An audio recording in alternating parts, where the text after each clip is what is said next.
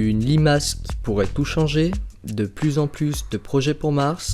Bonjour à tous et bienvenue sur la chaîne One Week of Science pour ce tout nouvel OWS, un épisode chaque semaine sur l'actualité du monde scientifique.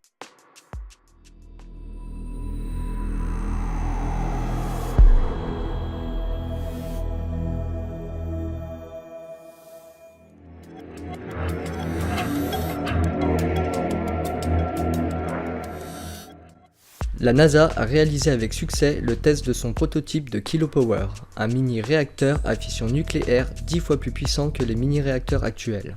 Il pourra fournir assez d'électricité pour alimenter sans interruption plusieurs foyers pendant une dizaine d'années. Ils pourront également être branchés en série et fourniront alors suffisamment de puissance pour alimenter des bases lunaires ou martiennes. Les scientifiques vont encore modifier sa conception jusqu'en 2020 pour réduire les risques liés à son utilisation sur d'autres planètes. Par la suite, il sera testé dans l'espace et si les tests s'avèrent concluants, le Kilopower sera alors adopté pour de futurs projets. Et on continue avec la NASA qui compte envoyer sur Mars un petit hélicoptère qui accompagnera Mars 2020, le prochain rover. Il permettra d'étudier les endroits inaccessibles au rover, mais également de vérifier si le chemin que le rover empruntera est sans danger.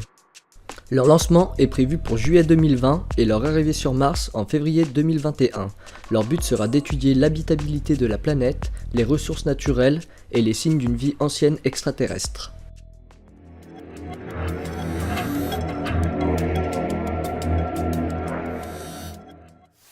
Des chirurgiens plasticiens de l'armée américaine ont pour la première fois réalisé une reconstruction d'oreille par implantation sous-cutanée. C'est la troisième au monde, mais une première pour l'armée. Elle a été réalisée sur une militaire qui avait perdu son oreille lors d'un accident. Les chirurgiens ont d'abord prélevé du cartilage sur les côtes de la patiente, qu'ils ont ensuite façonné en forme d'oreille avant de lui implanter sous son avant-bras. Les cartilages ont ensuite poussé et se sont vascularisés. Sa nouvelle oreille a été transplantée avec succès le lundi 7 mai et elle devrait théoriquement à terme retrouver les sensations de son oreille.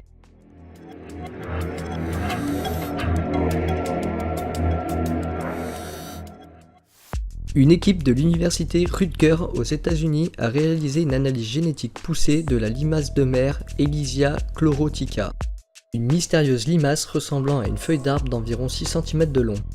Elle posséderait la capacité de s'alimenter en sucre par photosynthèse en absorbant les chloroplastes contenus dans une algue dont elle se nourrit.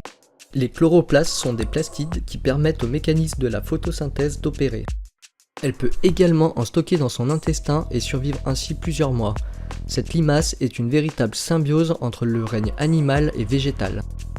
Mais il reste un mystère à élucider. La limace absorbe les chloroplastes mais pas leur noyau. Comment les plastides peuvent-ils fonctionner sans leur noyau qui leur sert de centrale d'énergie? Les chercheurs vont tenter de comprendre, car en reproduisant le mécanisme qu'utilise cette toute petite limace, nous pourrions synthétiser des plastides et produire dans le futur de l'énergie par photosynthèse.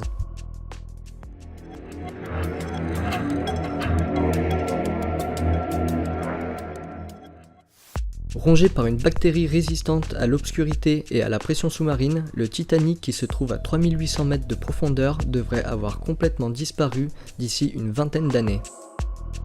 Avec 1173 dons de sang, James Harrison prend sa retraite à 81 ans.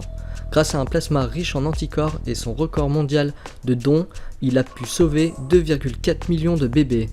Il est désormais trop âgé pour donner son sang, mais espère que son record sera battu. Et voilà, c'est la fin de ce 7e épisode, merci à tous d'avoir regardé, n'hésite pas à lâcher un pouce bleu si ça t'a plu et à me rejoindre sur les réseaux, et surtout n'oublie pas de t'abonner et on se dit à la semaine prochaine pour un prochain épisode.